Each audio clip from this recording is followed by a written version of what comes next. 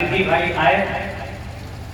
अब तो बहुत दिन हो गए अतिथि को रहते रहते रहते रहते रहते रहते अतिथि तो जाने का नाम ही नहीं ले रहे। भाई अतिथि का मतलब भाई आप 4 दिन रहो, 5 दिन रहो, 10 दिन रहो, तब तो अतिथि हुई। अब जब तुम महीना 2 महीना वहीं रहने लगोगे तब भाई अतिथि किस प्रकार के? बोले महाराज इस अतिथि को बाहर कैसे निकाला जाए? अब पति पत्नी आपस में बात कर रहे हैं, भाई अतिथि को निकालने के लिए हमें कुछ करना चाहिए। बोले क्या करना चाहिए? बोले हम दोनों लोग आपस में लड़ाई कर लेते हैं। पत्नी ने कहा लड़ाई तो भाई हम लोगों की आपस में होती नहीं। तो महाराज जी ने कहा अरे झूठ मूठे की लड़ाई लड़ लेंगे। अतिथि को ऐसा लगे कि हम दोनों लोगों की आपस में लड़ाई हो गई, और जब हम लोगों की लड़ाई की बात सुनेगा तो वो अपने आप चला जाएगा। जैसे ही आज शाम हुई, भोजन आदि का जब समय हुआ तो पति पत्नी आपस में लड़ने लगे। तुम जब देखो तब हमेशा कहते रहते हो खाना बनाने के लिए, अरे एक दिन तुम खुद भी बना लिया करो, क्या तुम्हारे हाथ नहीं है? और जब तक अभी अच्छा हमसे शादी नहीं हुई थी तब तक तो तुम अपने यहाँ बनाते खाते। अब परस्पर आपस में दोनों लड़ने लगे। पति कहने लगा हमने तुमसे शादी इसी के लिए की थी ताकि हमें बनाना ना पड़ा, अब तुम्हारे आने के पश्चात भी खाना अगर हमें बनाना पड़ा तो हमारा विवाह करना बेकार। अतिथि ने जान लिया कि दोनों की लड़ाई हो रही है, खाना तो बनेगा नहीं, और बनेगा नहीं तो मिलेगा कहां से?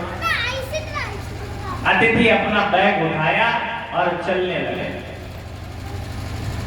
अब जैसे ही गेट के बाहर निकला तब तक पीछे से दो के दोनों बात कर रहे थे। अच्छा जब पति पर पति जी ज्यादा चिल्लाए पत्नी पर तो पत्नी रोने लगी। पति ने कहा अरे हम तो वैसे ही झूठ मूठ की लड़ाई तुमसे लड़ रहे थे ताकि ये जो हमारे यहाँ अतिथि आए हैं ये चले जाएं। अरे तुमसे तो हम बहुत प्रेम करते हैं, तुम बेकार में रो नहीं, तुमसे तो हम झूठ मूठ की लड़ाई लड़ रहे थे। पत्नी ने कहा ये आंसू भी मगरे मच्छ वाले हैं, हम भी झूठे मूठ कर रो रहे थे, हम कोई असली में थोड़ी ना रो रहे थे। तब तक अतिथि बैग उठा के आ गया, बोला हम भी तो झूठे ही मूठ कर जा रहे थे, सच में थोड़ी ना जाने वाले। अब एक जैसी कहानी बनी चली गई। एक लोग के यहाँ एक अतिथि पहुंचा। अच्छा सुबह का जब भोजन हो गया, शाम को भोजन की बारी आई तो पत्नी जी पूछने के लिए आई कि महाराज भाई भोजन में क्या बनना चाहिए? तो पति देव ने कहा भोजन? अभी थोड़ी देर पहले तो भोजन किए ही थे। अरे क्या बार बार भोजन है? बार बार भोजन करेंगे? अरे हमें क्या राक्षस समझा? अरे बार बार भोजन करने वाला राक्षस होता है। अब अतिथि मन में सोचे कि हम इस पर क्या करें। पति देव ने कहा जो बार बार भोजन करे वो राक्षस, तो इसका मतलब अगर अतिथि हाँ कर दे तो अतिथि राक्षस हो जाएगा। तो ऐसी क्रियाकलाप बना देते हैं लोग, अतिथि आने ही बंद कर देते हैं।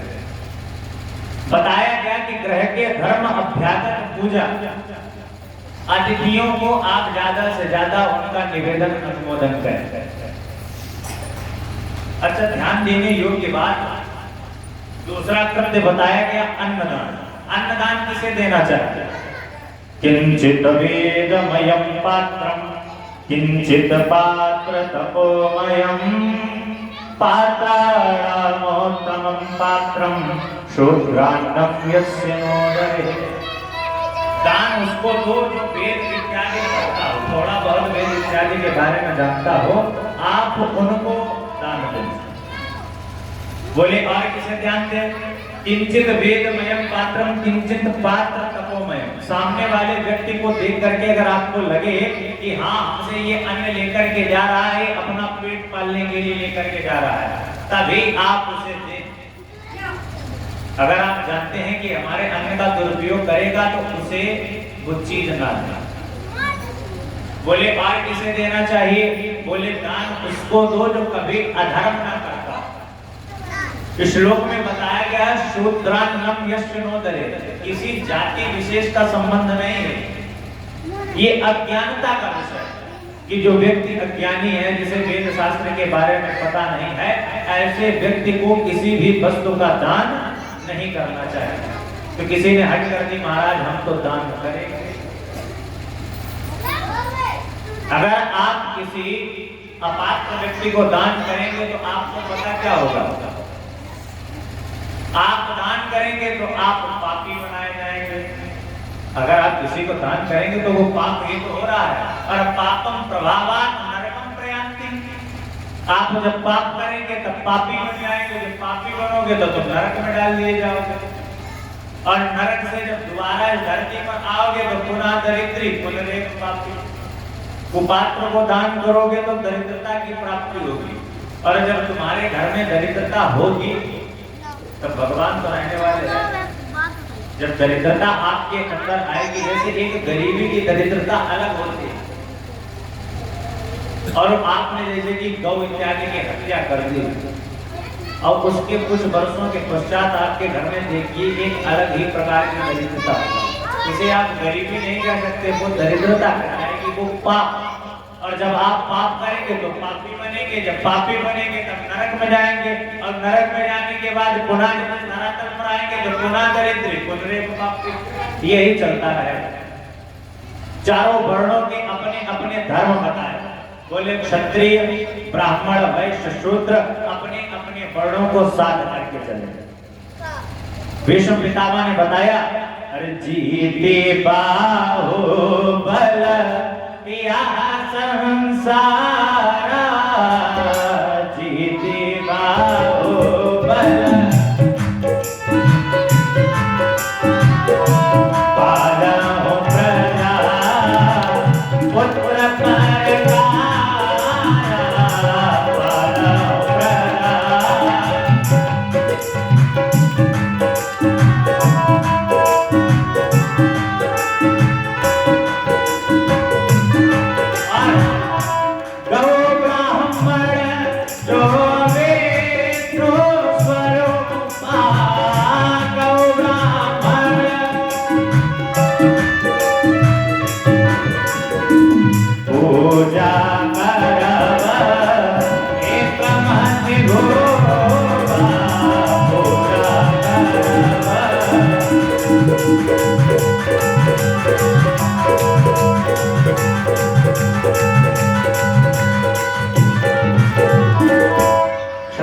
कर्तव्य है भुजबल से वसुधा कर योगा, ज्ञानी ते सुकरहि पुनि योगा। अपने भुजाओं की ताकत के द्वारा इस पूरे पृथ्वी पर अपना साम्राज्य बनाए। ब्राह्मण का कर्तव्य अपने ज्ञान के द्वारा इस पूरे पृथ्वी पर अपना साम्राज्य स्थापित करे। और भी कई सारे ज्ञान दिए, गंगा के समान जैसे कि कोई नदी नहीं, गंगा परे नदी नहीं, कोई एकादशी संव्रत नहीं हुई, गंगा से बड़ी कोई नदी नहीं है, एकादशी से बड़ा कोई व्रत नहीं। साहस रण क्षत्रिय को कामा और भजो चरण तुम श्री घन श्यामा।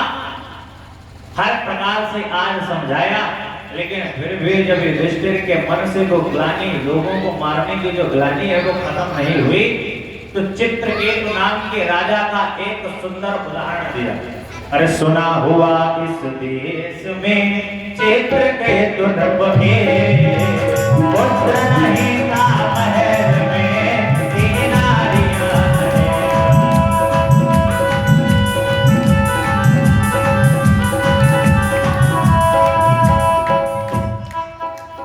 चित्रकेतु नाम के राजा थे, इनके 1000 रानियां थे, लेकिन पुत्र किसी के भी नहीं थे। ये आत्मग्लानि को दूर करने के लिए उदाहरण भीष्म पितामह जी सुना रहा है। चित्रकेतु के 10,000 रानियां, लेकिन एक भी पुत्र नहीं।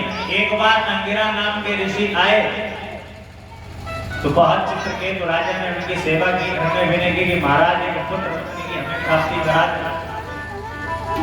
भगवान की कृपा से उनके यहाँ एक पुत्र हुआ। सबसे बड़ी रानी थी, उनके आज अंगिरा जी के द्वारा उनके एक पुत्र रत्न की प्राप्ति हुई। अब तो जब वो पुत्र हुआ, अरे धीरे धीरे बढ़ चला बालक चंद्र समान, उधर नपति का हर्ष भी होता गया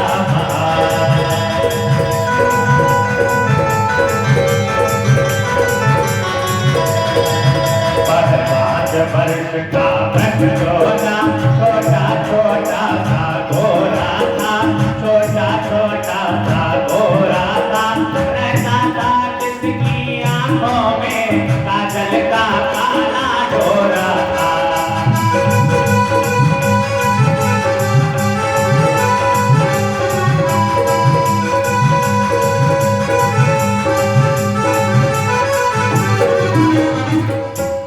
जिस प्रकार से अपनी कलाओं में बढ़ता चला जाता है, जिस प्रकार से चंद्र की सुंदरता है